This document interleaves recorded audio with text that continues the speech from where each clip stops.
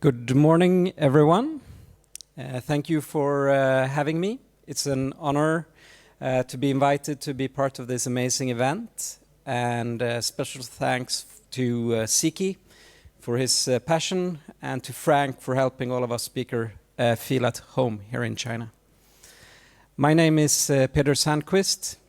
I'm a 3D artist and creative technologist from Sweden. Some problem with the connection? Okay, cool. And my talk is called From Passion to Product, and it's about unlocking new opportunities in spatial computing using AI. So let me start by showing you what I created.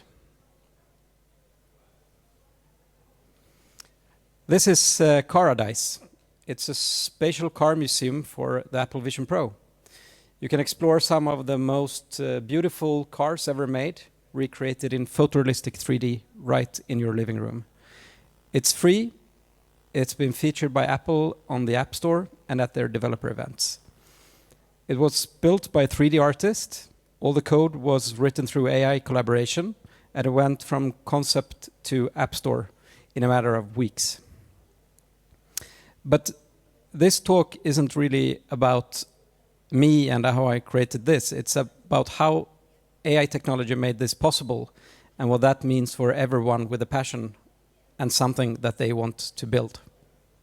So let's start by taking you back to where all of this started.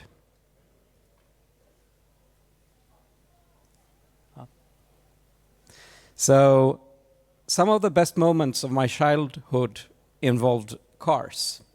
Going to car shows and races with my dad, collecting toy cars together, standing there right next to these beautiful machines, and sharing that sense of wonder with my dad was a very important part of my upbringing. My dad passed away many years ago, and in many ways, Caradise is an attempt to recreate that feeling, the feeling of standing next to a beautiful car with someone you love. That's the emotional core of the app, even if most people who use it will never know that. And I think that's actually the point about passion. It gives your work depth and authenticity that is hard to fake. And how did I get into building 3D stuff? Lego, of course. So I spent, thousands of hours building these imaginary worlds, figuring out how things fit together in 3 dimensions. And both of these passions were doing something I didn't understand at the time. They were training my eye, my spatial thinking, and my sense of what makes something feel really special. And that childhood passion actually was the building blocks of a career. In the 90s, I went from building 3D worlds with Lego to creating the same imaginary worlds inside the computer using 3D software. All of a sudden, I was building worlds with the same early 3D software that was used to pioneer 3D animated filmmaking and special effects in movies like Toy Story, Terminator, and Jurassic Park. And I was discovering that building worlds could actually be a profession. Computers at this time had extremely limited resources.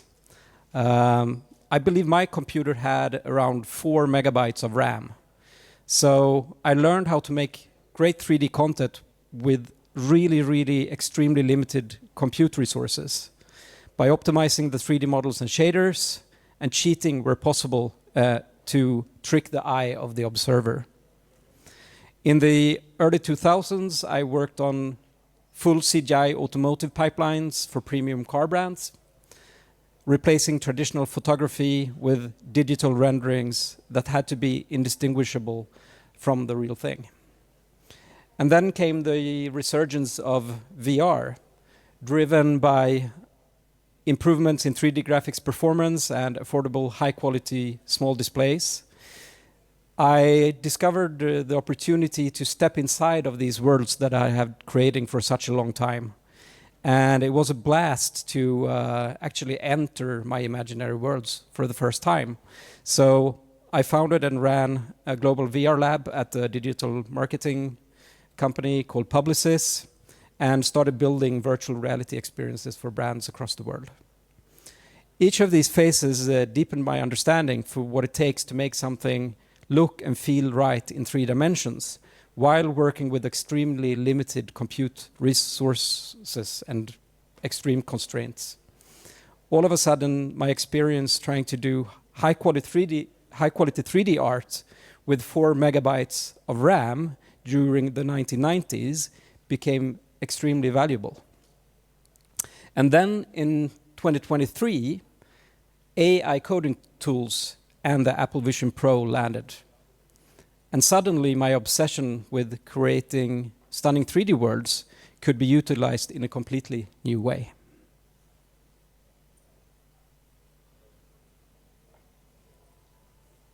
Yeah. So basically, early days, passion drove my desire to build things in 3D. I started building a lot of domain expertise when this turned into a profession. And with AI, new opportunities arise. So let me go through the 3 ingredients that help shape Caradise.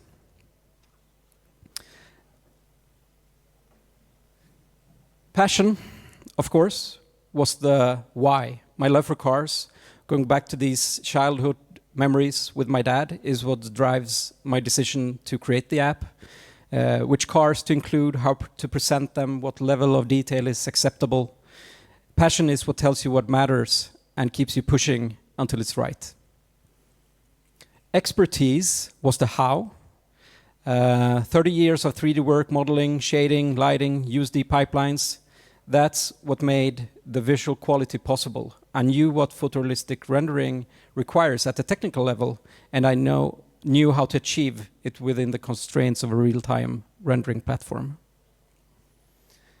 And then AI coding was the enabler. Over 8,000 lines of pipeline code, a custom Blender plugin, a full native VisionOS app, none of which I could have built on my own. And AI didn't tell me what to build, but it gave me the ability to build what I had in my mind. Basically, my theory here is that if you take away the passion, there is no vision. Take away the expertise and the quality drops. Take away the AI and these ideas stay stuck in my head. But now that we have all 3, anyone can do something similar. So here's what I think it comes down to. 3 ingredients that need to work together. You need to have passion, the thing that gets you started and keeps you going when it's really hard. You need to have deep domain expertise, the thing that lets you know what looks good and what you want to build. And then the AI coding, the tool that removes the engineering barrier and lets you turn that knowledge into real shippable software. Remove any one of these and the result is weaker. Passion without expertise is just enthusiasm. Expertise with without AI still needs a dev team. And AI without domain knowledge produces generic, soulless output. But if you combine these, I think anyone has the opportunity to really build some next generation spatial experiences. Now, here's what makes spatial computing particularly interesting right now. If we look at where AI stands across different media, basically text generation is very, very mature. Image generation is very mature and rapidly improving. And video is emerging and getting better very, very fast.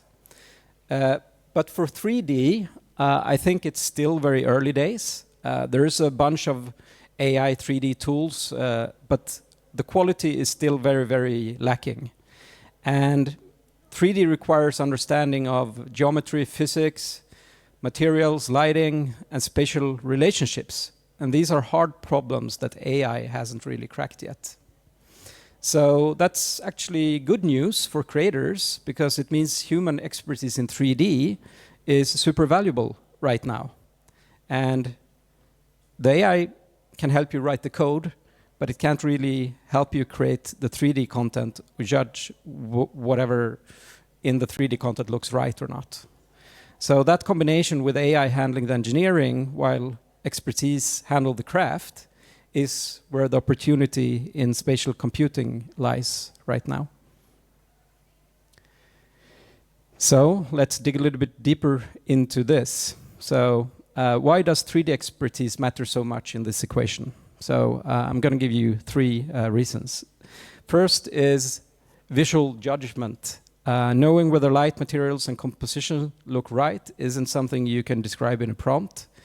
It's pattern recognition built over decades of looking at 3D renders and knowing instinctively what needs to change. And second, you have the technical 3D craft. When you understand USD pipelines, PBR shading, and geometry optimization at the deep level, you know exactly what to ask the AI to build. You're not guessing, you're directing the AI. And third is what I call spatial UX intuition. What feels natural when you interact with something in 3D space, that comes from years of building immersive experiences and watching people use them. AI can write the interaction code, but experience tells you if the feeling when you manipulate these 3D interfaces is right or not. So let's go through the USD pipeline for Caradise. Here's a quick demonstration video showing the difference between the 3D data before and after being processed by the 3D pipeline. And it might not look like much here on a 2D screen, but as anything for the Vision Pro, the visual experience is amplified when you see it in spatial computing.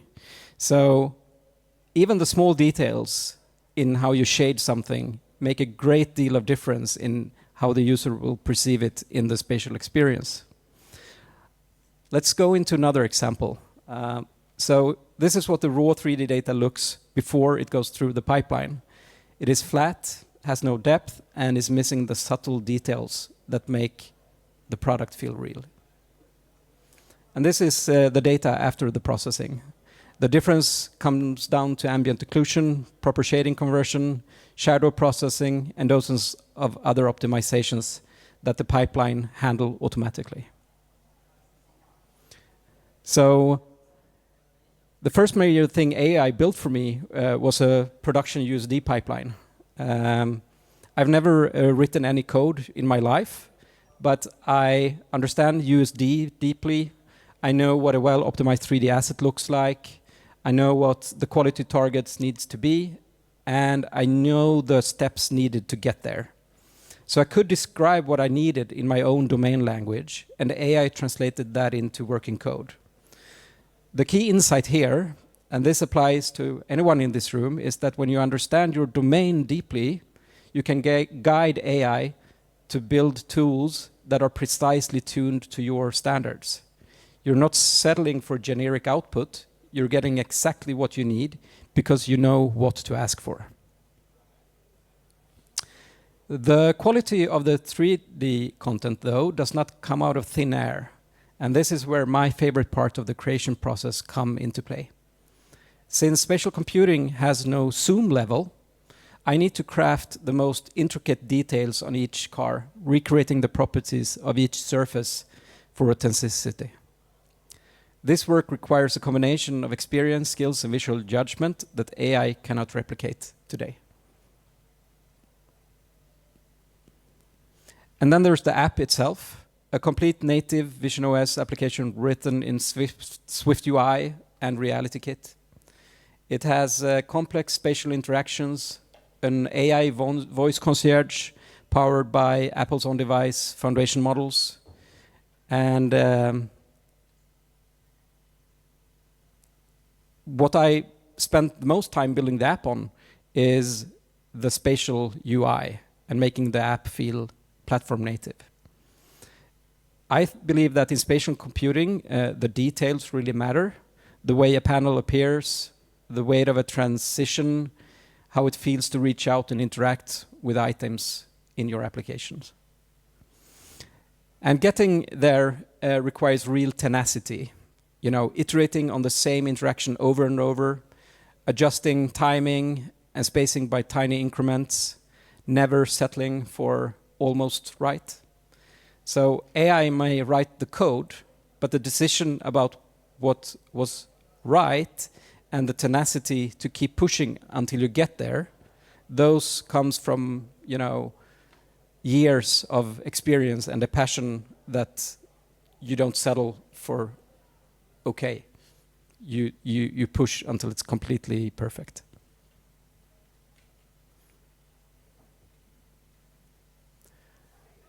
So, I want to pause on something that I think is really important for this audience. We're at the beginning of a new paradigm in user interface design. Right now, if you look at most apps on the Vision Pro, they're essentially flat 2D interfaces floating in space. And that makes sense. This is where everyone is starting. Step by step. Okay. Step by step, those flat panels are going to gain depth. Interfaces will start responding spatially. It's okay. The interfaces will start responding spatially. Content won't just be something you look at through a window. It'll be something that you feel present with. And that shift from 2D thinking to truly spatial UX is a big design challenge and a big opportunity. Getting there requires tenacity. Every spatial interaction needs to be iterated dozens, sometimes hundreds of times before it feels natural. There are no established patterns yet. You're inventing the language as you go, and that takes patience and persistence. The people who will define what good spatial UI looks like are the people who understand both worlds, the depth and dimensionality of 3D and the clarity and usability of traditional interface design. That intersection is rare right now. If you have experience in both and the tenacity to keep refining until it feels right, you're in a very interesting position.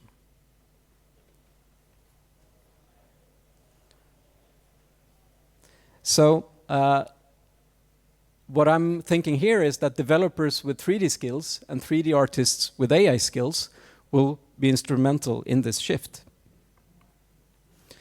So what does the actual workflow look like in practice? It starts with a vision. Your passion tells you what to build and why it matters. And then you describe what you need using your domain language. AI generates the code, and then I evaluate. And here's the thing most people don't talk about, that loop. Describe, generate, evaluate. You do it thousands of times, not dozens. You do it thousands of times. Every spatial interaction, every transition, every little detail, how a car appears, how a panel responds, how something feels when you reach for it, each one goes through this cycle over and over. You're gently guiding the AI, iteration by iteration, closer and closer to where you want the experience to be. It's not a straight line from idea to product. It's patient, tenacious conversation where your expertise tells you what's not right yet and your passion refuses to stop until it is. Until step 5, when you ship. When it finally feels right, and you know because you've been the person judging every single one of those iterations. And that's why this process rewards tenacity above almost everything else.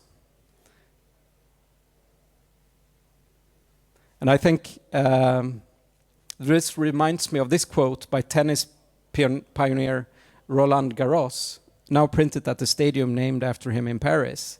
This is true in as true in AI-driven development as it is in tennis.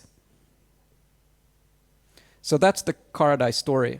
But I want to zoom out now because I think what happened here has implications well beyond one app or one person. I think it's important to be clear-eyed about what AI is good at and where it falls short, because understanding this division of labor is what makes the whole thing work. On the left side here is what AI does well. SwiftUI and RealityKit code, Python scripting, plugin development, debugging, spatial UI implementation, and system architecture. These are things I couldn't do before, and I can now do through collaboration with AI. And on the right-hand side, what you bring: passion that won't settle for good enough, creative vision, domain expertise, quality standards, spatial UX intuition, and most importantly, an idea worth building. AI is a very capable tool, but it needs someone with taste and knowledge at the wheel. So let me expand on that. I see three broad areas where this is now playing out. Of course, in 3D and spatial computing, the gap between what AI can do and what production work requires is wide. This means that experts with hands-on 3D skills have a real advantage in spatial computing right now. And then there's other complex professional domains like, of course, medicine, law, engineering, and science. And these are fields where judgments can't be automated, but the technical barriers to building software absolutely are being removed.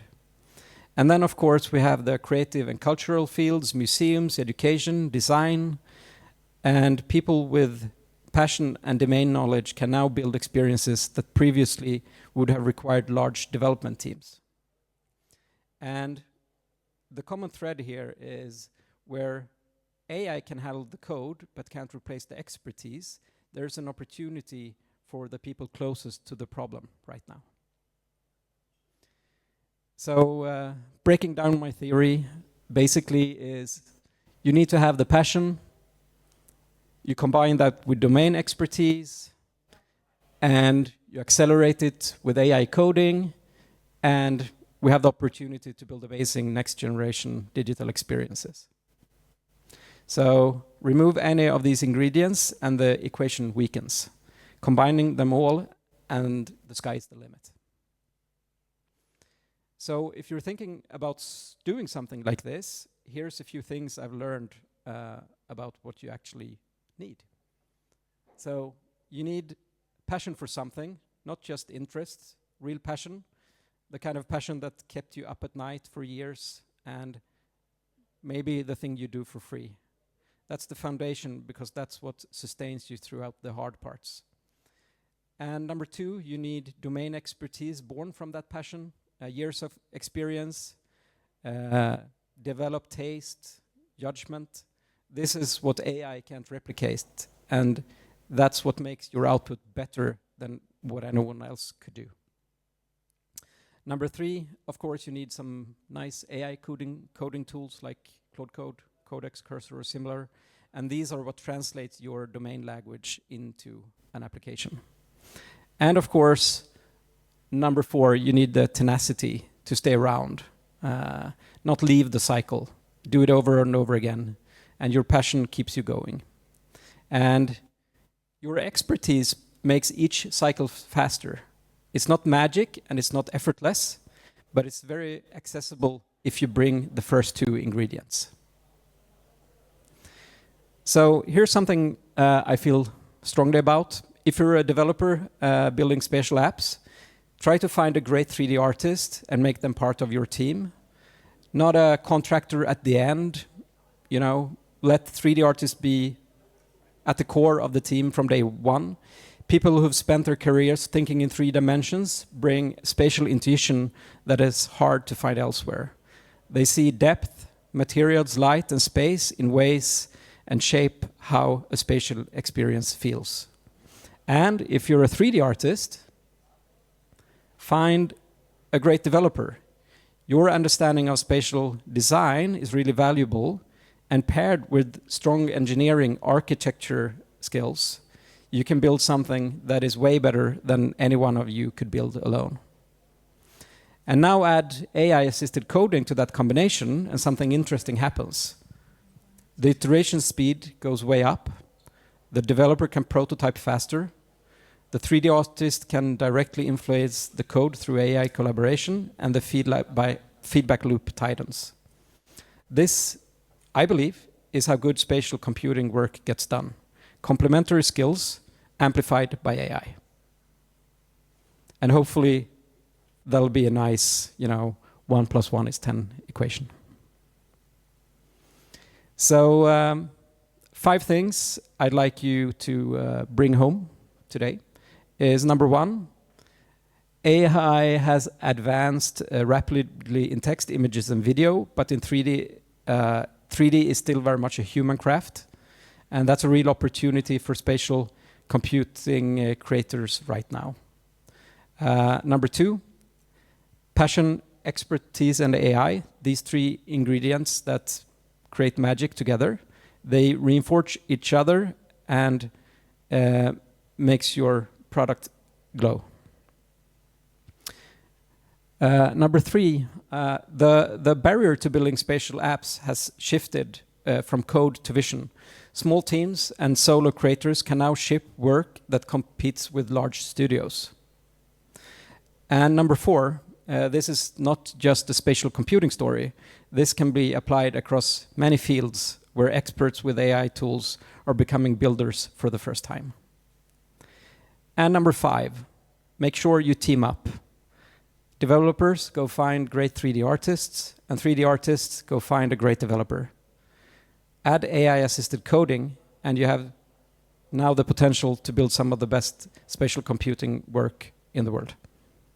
And whatever you do, stay tenacious. This is what separates the apps people admire from the apps that people really love.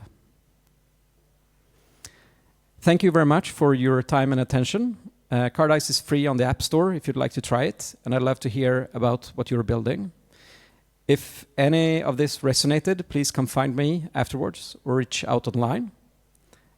But I'm going to do the little one more thing.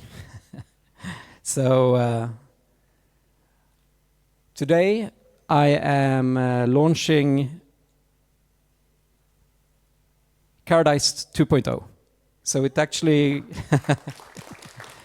it went live an hour ago, and I'm adding a lot of nice new features. So there's an expanded collection with over 20 stunning cars to explore. The cars now have doors that open so that people dare to go inside. And there's a spatial engine sounds with really nice exhaust smoke, and some really nice period correct garage dioramas, a redesigned user interface, and visual quality and performance improvements across the app. So I'm going to do something a little bit daring and give a live demo a try here. So please bear with me, and let's hope this thing works.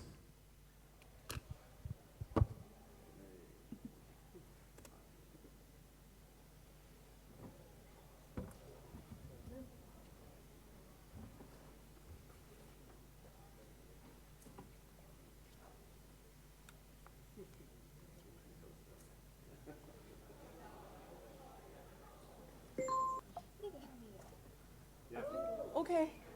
You're seeing this. Well done. Thank you. So here we go. So here's Caradise 2.0. We have some really nice cars in the collection.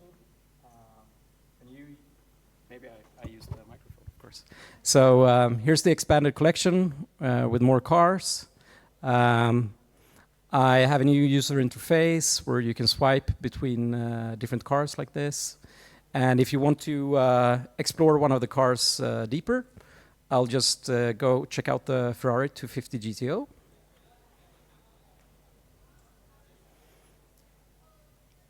And now it's loading, and here you'll see the garage diorama in action. So when the car is spawning, it'll be inside of this little period correct garage like this. So there's some stuff here, and here's the car. So what I can do now is I can just grab the car, drag it out, the garage disappears. I put it here on the stage, and if I want to see it full size, I can just double tap it like this, and here it is. I can move it. Let's put it there, and now in Caradise 2.0, I have some additional features. I'll put a little window here, and of course, if you want to go inside the car here, it's a little bit complex if you can't open the door. So we have this little button here that'll open the door for me. And here I can go inside the car. Check it out. Looks nice, huh? Pretend I'm driving. And why don't we turn on the car? So let's do that. I don't know if you have any sound, but there is now, yeah, it's engine sounds. It's coming from my little computer here, so it's not that loud.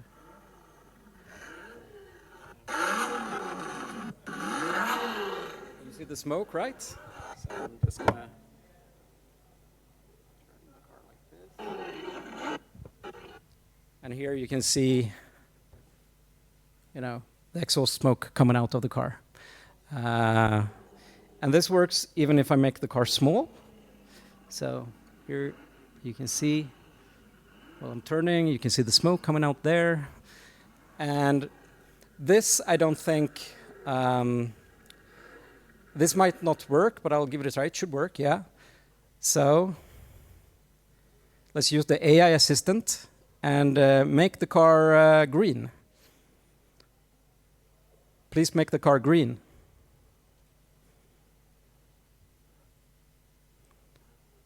Please make the car green.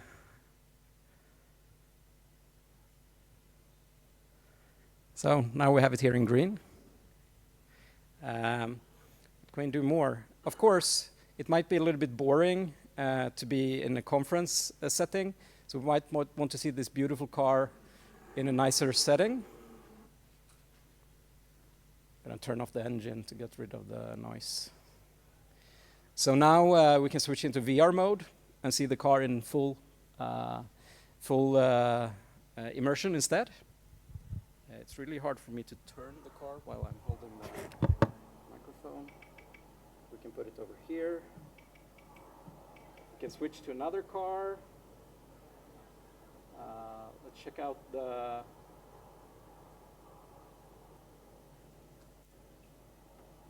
the 1970s concept Ferrari, very strange car. It's loading, here it is.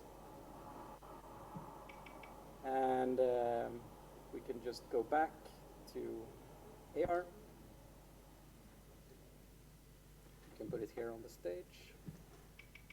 So this is Caradise 2.0, and I don't know if it's actually available on the Chinese App Store. I don't think it is. But I hope someday this can be available on the Chinese App Store as well. Thank you.